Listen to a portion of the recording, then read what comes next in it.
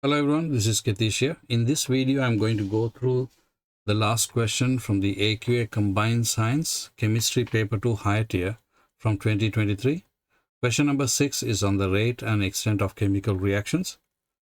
The equation for the decomposition of hydrogen peroxide is 2H2O2, this is hydrogen peroxide, gives you 2H2O, that's water, plus 2 oxygen. Decomposition is to break down.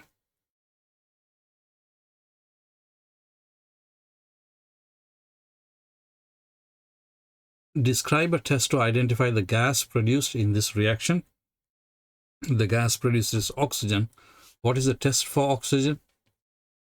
Remember, I was describing this when we were describing the test for hydrogen before. So the test for oxygen is to introduce a glowing splint to the gas. So it should be lit, but it shouldn't be. It should be just be glowing. You shouldn't see any flames. So what happens when you introduce a glowing splint? It relights a glowing splint. Using 10 centimeter cube of hydrogen peroxide solution gives less accurate results than using 20 centimeter cube of hydrogen peroxide solution for the same reaction. Explain why. So what are they actually saying? If you use 10 centimeter cube of hydrogen peroxide, it gives you less accurate results compared to using 20 centimeter cube of hydrogen peroxide. Why is that? Now, if you use 10 centimeter cube of hydrogen peroxide, let's say you collect 3 centimeter cube of oxygen. If you double that, you're going to collect 6 centimeter cube of oxygen. You can expect that to happen. When you are measuring 3 centimeter cube, if you make an error, that error is a bigger proportion. Let's say instead of measuring it as 3 centimeter cube, you measure it as 2.9. You make a 0.1 centimeter cube error. Then you're making a 0.1 centimeter cube error out of 3 centimeter cube. But if you make that same error in 6 centimeter cube, the error proportion of the error is quite small. So the way you word it is, a smaller volume of gas is produced per unit time. Per unit time means in a given time, like in a minute. So error in reading is a larger percentage of the total volume. Let's read that again. A smaller volume of gas is produced per unit time. So error in reading is a larger percentage of the total volume. Suggest one possible source of systematic error in this investigation. What is a systematic error? A systematic error is where you are getting an error because of the equipment. So what are the equipment errors? Again, these are 3 different possibilities. Measuring vessel for hydrogen peroxide or gas is wrongly calibrated. Now, the measuring vessel here is actually the gas syringe. So if the markings are not very clear, or if it's wrongly calibrated, then instead of 49 it's reading 50, then you're making a mistake without even realizing it. So that's a systematic error, right? And measuring balance wrongly calibrated, because you are adding a certain fixed amount of catalyst. Maybe the timer is slow or fast. We never know. We've never checked one timer with another to see if they're both working at the same rate.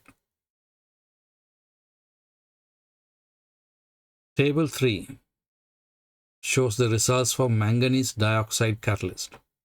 So you have the time in seconds, and it's increasing in 30 seconds every single time. The volume of gas, that's going to be different. Figure 3 shows a graph of the results with copper oxide catalyst and the zinc oxide catalyst. So you have the copper oxide catalyst and the zinc oxide catalyst, and what they're asking us. Complete figure 3. You should plot the data from table 3. Draw a line of best fit. The first point has been plotted for you, which is actually the 0, which is not that much of help, is it? That's your first point. So let's have a look at. So I'm going to mark the on the x-axis. So every 30, it's increasing in 30. So that's 30. Oh no, that's going to be 50. So that's 10. So let me get rid of that. So that's 10 boxes between 50. So 50 divided by 10 is 5 is each box. So that's 10, 20, that's 30, 60, 70, 80, that's 90, 60, 70, 80, 90, and 120, 120,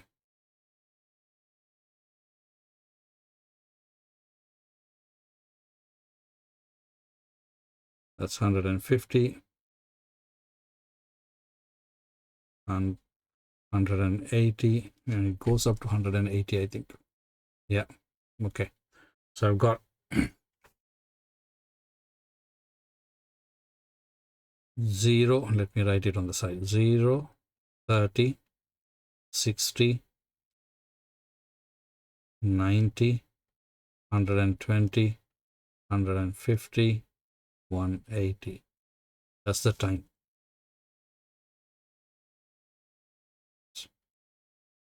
And the volume is 0, 22, 38, 41, 54, 58, and 60. We should be able to draw this properly. Right. Let me use a bigger spot for this. That work? I think that's a bit too bigger.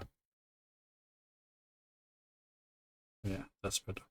So at 0 and 0, that's our first spot. First point.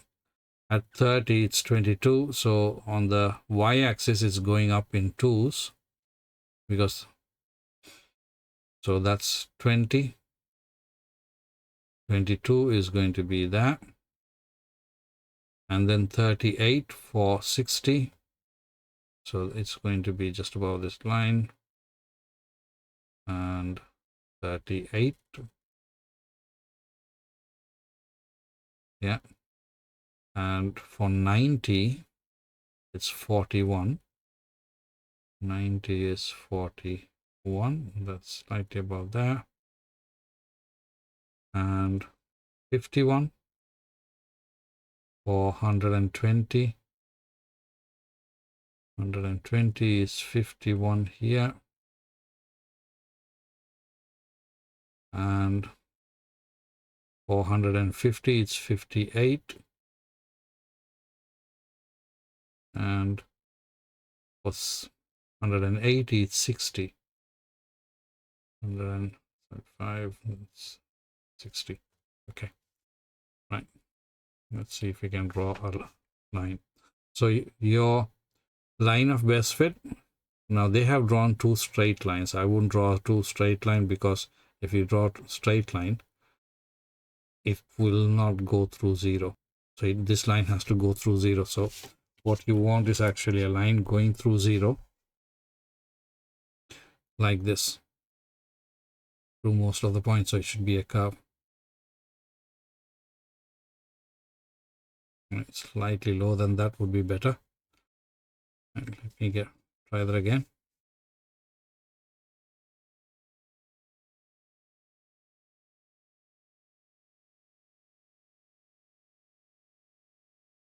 Very good.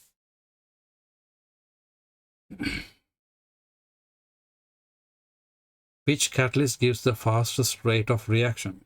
So from the graph, it's obvious that manganese dioxide which is this.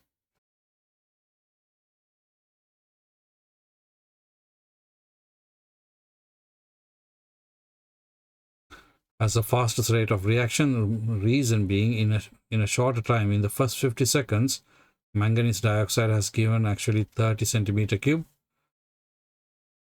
whereas the copper oxide and zinc has given less than 5. So how do you describe that answer? The manganese dioxide is the catalyst. Reason, because manganese dioxide has the steepest gradient. The rate of reaction is not dependent on the volume of hydrogen peroxide solution. Explain why. Now, the rates of reaction is mainly affected by factors like temperature, the concentration, or pressure if it's gases. Here it's a solution, isn't it? Hydrogen peroxide is a liquid, is a solution. It will give out a gas, because if you don't actually capture that gas, then it's not going to have an effect. So it's a forward reaction, so it's not a reversible reaction as well. So increasing the volume doesn't have that much of an effect, because it's the same number of molecules per unit volume, right? So it'll same number of particles per unit volume. So if you take 1 centimeter cube, you're always going to have the same number of particles, because that if the particle numbers is different, that means you're changing the concentration. So same frequency of collisions with catalyst. So with the for a specific catalyst, if it's coming into contact with 100 molecules in a specific time, just simply because you double the volume doesn't mean that it's not going to come into contact with another 100 more. Figure 6.7. Figure 4 shows the results from a different investigation. We have volume of gas and time in seconds on the x-axis. Determine the rate of reaction at 20 seconds. Show your working on figure 4. Give your answer to 3 significant figures. Right, so it's a 5-mark question. For 3, give your answer to 3 significant figures. That carries 1 mark. And the rest of the 4 marks is going to come from how you actually work out the rate of reaction. Now, determine the rate of reaction at 20 seconds. So at 20 seconds, it's over here. So the volume of gas given out is 10. If you simply divide 10 by 20, you're going to get 1/2, which is 0.5 centimeter cube per second. That would be the rate. Now, that is not going to give you 4 marks. What you need to get the 4 marks is actually to draw a tangent here. So you need to use a ruler. Let's see if I can get this right. Drawing a tangent in here is a bit tricky. So, yeah,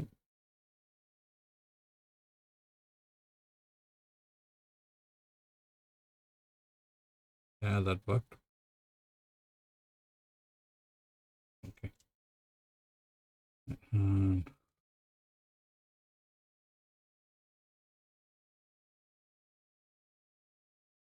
I can extend this line right up to here.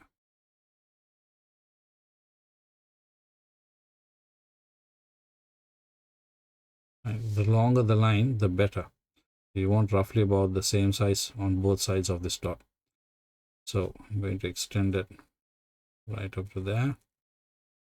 So for 40, so from there to there is the x, which is 40 seconds, and from this point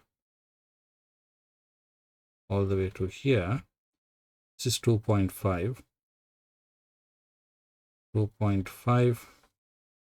and that's 15, 16, 17, 17.25 or 17. So that's roughly about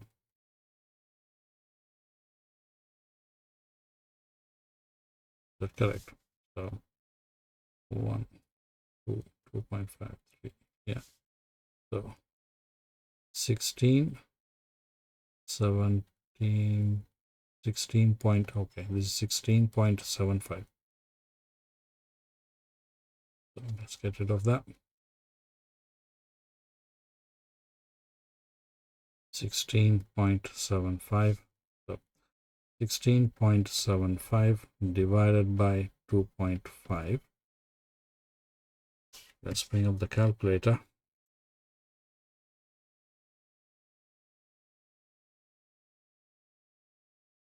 16.75 divided by 2.5, that gives me 6.7 centimeter cube per second. So you can see the big difference in the value. So if we just simply took a spot, that would have just given 0.5, but drawing a tangent gives us this 6.7. Now the marking scheme is not actually giving a specific answer.